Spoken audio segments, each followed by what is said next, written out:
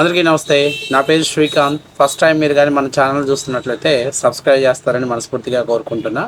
అట్లాగే నా వీడియోలు మీకు నచ్చినట్లయితే లైక్ చేస్తారని, షేర్ చేస్తారని. అక్కడే హైప్ అనేటువంటి బటన్ ఉంటుంది. ఆ బటన్ ద్వారా మీరు కొద్దిపాటి ప్రోత్సాహాన్ని మాకు అందిస్తారని మనస్ఫూర్తిగా కోరుకుంటున్నాను. ఎందుకంటే మీరు ఇచ్చే ఈ కొద్దిపాటి ప్రోత్సాహమే మాకు కొన్నంత ధైర్యాన్ని ఇస్తుంది. ఇక విషయంలోకి వెళ్దాం. మీ అందరూ తెలుసు, వైసీపీలో జగన్మోహన్ రెడ్డి గారు ఏక్కా నెంబర్ అయితే అందులో వైసీపీలో ఒక్కొక్క నాయకుడు అసలు వాళ్ళ నెంబర్లు చెప్పాల్సిన పనిలే. ఎందుకంటే ఒక్కొక్కడు ఆస్కార్ లెవెల్లో పర్ఫార్మెన్స్ చేస్తాడు. వాడిది వాళ్ళు కడుక్కోవడానికి వాళ్ళకి తెలియదు, కానీ ఎవరు దాని విషయం గురించి ఎగేసుకుంటూ వెళ్తారు. అయితే మామూలు వాళ్ళ దగ్గర కంటే వైసీపీ ఫేవర్గా ఉన్నటువంటి యూట్యూబర్స్ దగ్గరికి వెళ్ళి ఇంటర్వ్యూ ఇవ్వటం వేరు. ఇద్దరి దగ్గరికి వెళ్ళి వాళ్ళు ఇంటర్వ్యూస్ ఇస్తే మాత్రం డెఫినెట్గా వాళ్ళు బరస్ చేయకుండా వదిలిపెట్టరు. అందులో ముఖ్యంగా మీ అందరూ తెలుసు, నాగరాజు, జర్నలిస్ట్ నాగరాజు ఒకడు, రజనీకాంత్, TV9 రజనీకాంత్. వీళ్ళిద్దరి దగ్గరికి ఎంత పెద్ద పోటుగాడు వైసీపీ పోయినా కూడా చివరికి వాళ్ళిద్దరికి కాట్లు వేయకుండా బయటకు వదిలిపెట్టడం అనేది వాస్తవ విషయం. ఎందుకంటే అంత కాంట్రవర్సీ అయ్యేటువంటి క్వశ్చన్స్ని, ఎందుకంటే మామూలుగా వైసీపీ వాళ్ళు వాళ్ళకు అనుకూలమైనటువంటి భజనా ఛానల్స్కే ఇంటర్వ్యూస్ ఇస్తారు. ఏ ఛానల్స్ కూడా వెళ్ళరు వాళ్ళు. మిగతా ఛానల్స్కి ఎప్పుడు వెళ్ళి ట్రై చేయరు. కావాలంటే ABNకి కానీ TV5కి కానీ ఛానల్స్కి వెళ్తే వాళ్ళు పుంగి బజాయిస్తారు. కేవలం వైసీపీకి ఫేవర్ అయినటువంటి ఛానల్స్కి మాత్రం వెళ్ళి ఇంటర్వ్యూ ఇస్తారు. అందులో కొద్దిగా స్పెషల్స్ అనమాట. ఎవరెవరు? మన కాట్రే నాగరాజు ఒకడు, తర్వాత మన రజనీకాంత్. సరే, రజనీకాంత్ టాపిక్ పక్కన పెట్టేసి నాగరాజు గురించి మనం మాట్లాడుకుందాం. నాగరాజు ఏ ఇంటర్వ్యూలోనైనా ఆయనతో ఇంటర్వ్యూ చేసిన ప్రతి వాడిని బరస్ చేయటం, వాడి మీద కాటేయటం అనేది నాగరాజు స్పెషల్. తాజాగా ఈ కోవాలో పులివెందుల నుంచి, తెలుగుదేశం పార్టీ నుంచి వైసీపీ పార్టీలో జాయిన్ అయ్యాడు పెద్ద పోటుగాడు సతీష్. ఆ సతీష్ వెళ్ళి పాపం మనోడు ఇంటర్వ్యూ ఇద్దామని వెళ్ళాడు. మధ్యలో నాగరాజు ఒక్కసారిగా బుసగొట్టి ఒక్క కాటేశాడు. దెబ్బకే షోల నుంచి పారిపోయాడు. అది మామూలుగా కాదు. అసలు మనోడు తప్పించుకోవడానికి ఎలా చెప్తున్నాడు చూస్తే ప్రతి ఒక్కరికి కూడా అర్థమైంది. ఏంటంటే అక్కడ కామెంట్లు చూశాను. ఏంటి ఈ చిన్న విషయం కూడా మీకు తెలియకుండానే మీరు ఇంటర్వ్యూకి వచ్చారా? ఇంకా ఒకరైతే పచ్చి బూతులు తిడుతున్నారు. అంటే వైసీపీలో ఉన్నటువంటి హాఫ్ నాలెడ్జీ వాళ్ళందరికీ సరైనడు కానీ తగిలితే వాళ్ళు షోస్లోంచి లేచి పరిగెడతారనేది 100% నిజం.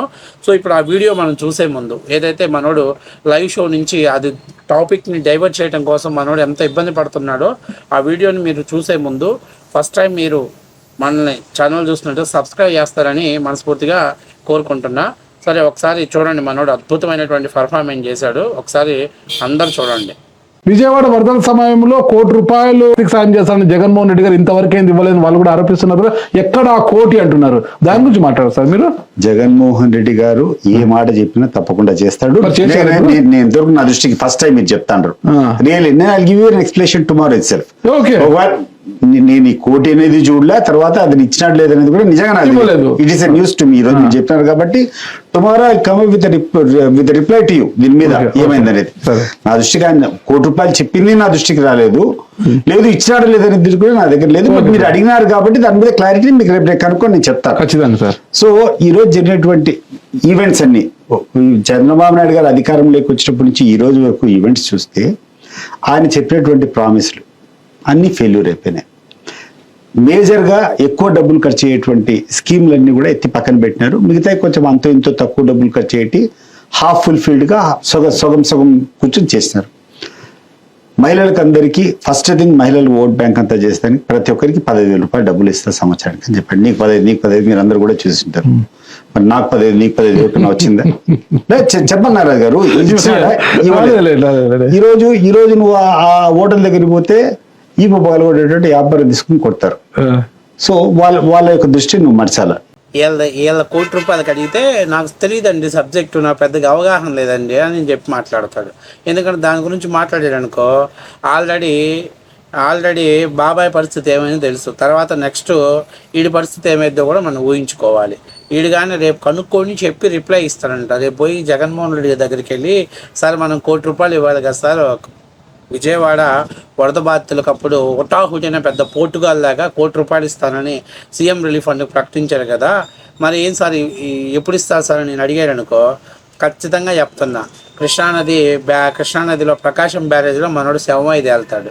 కాబట్టి ఆ సాహసం చేయొద్దులే, కానీ ఆయన ₹1 ఇచ్చేలేదు సచ్చేది లేదు. రేపు గవర్నమెంట్ వచ్చినాక ప్రజల సొమ్ములో సీఎం అయిన తర్వాత ఆ ₹1 అక్కడ వేసి మళ్ళీ తెల్లారేసరికి ఆ ₹1 విత్డ్రా చేసుకుంటాడు. కాబట్టి దాని గురించి కూడా మేము చెప్పదలుచుకోవట్లేదు. కానీ అంటే నేను ఎందుకు ఈ వీడియో చెప్పానంటే ఒక విషయం, అరే ₹1 చెక్కు అనౌన్స్ చేసి ప్రజల కష్టాలలో ఉన్నారు, వాళ్ళ కష్టాలు మేము తీరుస్తామని సీఎం సహాయ నిధికి ₹1 ఇస్తానని ఆ ₹1 ఇవ్వలేదు. ఇప్పుడే కాదు, ఇంతకుముందు తిట్లీ తుఫాన్ అప్పుడు కూడా ₹1 చెక్ ఇస్తానని చెప్పి ₹1 సహాయం చేస్తానని చెప్పి అప్పుడు ₹1 ఇవ్వాలి. ఆ కోటి ఈ కోటి ₹2 కోట్లు కూడా ఎగ్గొట్టేశాడు జగన్మోహన్ రెడ్డి. మరి వీళ్ళు మటుకు చంద్రబాబు నాయుడు గారు మీరు అది చేయాలి ఇది చేయాలి ఎందుకు చేయట్లేదు ఎప్పుడు చేయట్లేదు అని అడుగుతాడు. ఇప్పుడు మనోడు ఏమంటాడంటే నీకు 15,000 నీకు 15,000, ఆయన చెప్పింది నీకు 15,000 తల్లికి వందనం ప్రోగ్రాం గురించి రా బాబు. ఫస్ట్ ఆఫ్ ఆల్ సబ్జెక్ట్ తెలియదు, హాఫ్ నాలెడ్జీ వాళ్ళంతా వస్తారు. ఆయన ఏం చెప్పాడు, మీ ఇంట్లో ఎంతమంది పిల్లలు చదువుకుంటే ప్రతి ఒక్కడికి ₹15,000 డబ్బులు మేము ఇస్తామని చెప్పాడు. దానికే తల్లికి వందనం ప్రోగ్రాం ఇనాగ్రేషన్ చేశారు. స్కూళ్ళల్లో ఉన్నటువంటి పిల్లలకి కూడా ఆ మెయింటెనెన్స్ నిమిత్తం 2,000 పోను, ఎంతమంది తల్లికి ఎంతమంది పిల్లలు ఉండి వాళ్ళు బలలో చదువుకుంటున్నారో వాళ్ళందరికీ ₹13,000 వేశారు. సరే, ఎక్కడో చోట సాంకేతిక కారణాల వల్ల కొన్ని కారణాల వల్ల కొంతమంది అకౌంట్లు పడలేదు. ఇది ఈ ఒక్క ప్రభుత్వంలోనే కాదు, గతంలో అమ్మఒడిలో కూడా అమ్మఒడి పథకంలో కూడా పడలా. సో అవి చిన్న చిన్న సాంకేతికమైన ప్రాబ్లాలు. అయితే ఈయన చెప్పాలనుకుంది ఏంటంటే 18 సంవత్సరాలు నిన్న ప్రతి మహిళకు నెలకు 1,500 ఇస్తాను కదా, ఆ ఎపిసోడ్ చెప్పాలని నీకు అర్థం కాక నీకు 15,000 నీకు 15,000 నీకు 15,000 నీకు 15,000 కంప్లీట్ అయిపోయింది, ఇచ్చేశాడు మొన్న. అందరికీ తల్లికి వందనం ప్రోగ్రాం అందరికీ డబ్బులు పడ్డాయి, అందరూ సో హ్యాపీ. వాళ్ళ అకౌంట్లో నుంచి వాళ్ళు డబ్బులు డ్రా చేసుకున్నారు. ఒక్కొక్క ఇంట్లో 3 పిల్లలు బడిలో చదువుకుంటున్న వాళ్ళకి కూడా ₹39,000 వాళ్ళ అకౌంట్లో పడ్డాయి. సో దాని గురించి ఎవరు కూడా పెద్దగా భయపడట్లేదు. ప్రభుత్వం ఆ స్కీమ్ ఎస్టాబ్లిష్ అంటే చేయడంతో పాటు అమలు చేయడంతో చాలామంది హ్యాపీగా ఫీల్ అవుతున్నారు. ఇక ఫ్రీ బస్సు హ్యాపీ. ఇక తర్వాత పోతే 3 క్లిష్టతరమైనటువంటివి 20 లక్షల ఉద్యోగాలు. దాని మీద రాష్ట్ర ప్రభుత్వం ఇప్పుడు చూస్తే పెద్ద ఎత్తున రిఫార్మ్స్ తీసుకొచ్చేసి ఆంధ్రప్రదేశ్లో ఇండస్ట్రియల్ ఎస్టాబ్లిషన్ చేసుకోవడానికి కావాల్సినటువంటి వాతావరణాన్ని క్రియేట్ చేస్తున్నారు.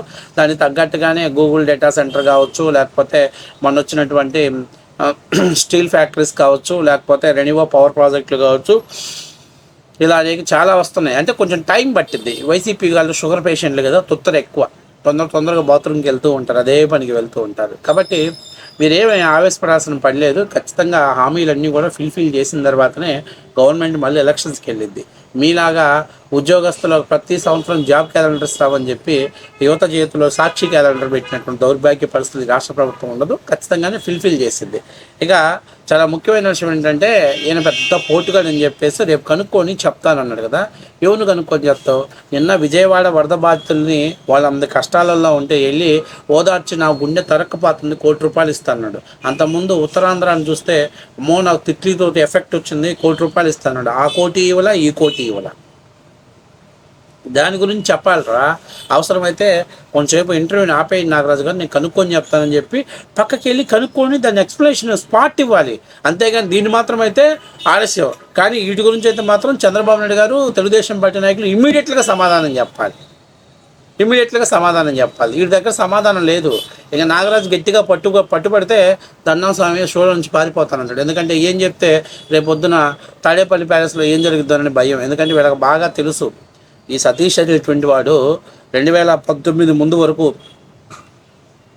తెలుగుదేశం పార్టీలో ఆస్తులు బాగా సంపాదించుకొని తెలుగుదేశం పార్టీని అడ్డం పెట్టుకొని రాజకీయాలు చేసి 2019 జగన్మోహన్ రెడ్డి అధికారం రాగానే సంపుతారేమోనని భయపడి ఉచ్చపడిపోయి జెండా మార్చినటువంటి ఒక లఫూట్గా వీడు. పులివెందుల్లో పార్టీ జెండా మార్చినాడు. వీడికి అంత సీన్ ఏం లేదు, అక్కడ అంత సినిమా లేదు. ఈయన పార్టీ ఆఫీస్లో కనుక కనీసం జగన్మోహన్ రెడ్డితో కూడా మా అపాయింట్మెంట్ ఇస్తాడో ఎవడో ఈ గొట్టంగాడికి తెలియదు. కానీ సో మొత్తం మీద నాగరాజు అద్భుతమైన ప్రశ్న అడిగాడు. ఎందుకంటే ఒక మాజీ ముఖ్యమంత్రి ₹1 సహాయ నిధికి ఇచ్చి కనీసం దానికి చెక్కు కూడా ఇవ్వనటువంటి దౌర్భాగ్య పరిస్థితిలో ఉన్నాడు. ఇప్పటికి కూడా చెక్ ఇవ్వలేదు. ఈయనంట ప్రజల్ని ఆదుకుంటాడంట. ఆయన డబ్బులు కాకపోతే వైసీపీ కార్యకర్తలకు పప్పులు బెల్లాలు లెక్కన పంజరాలు పెట్టేస్తాడు.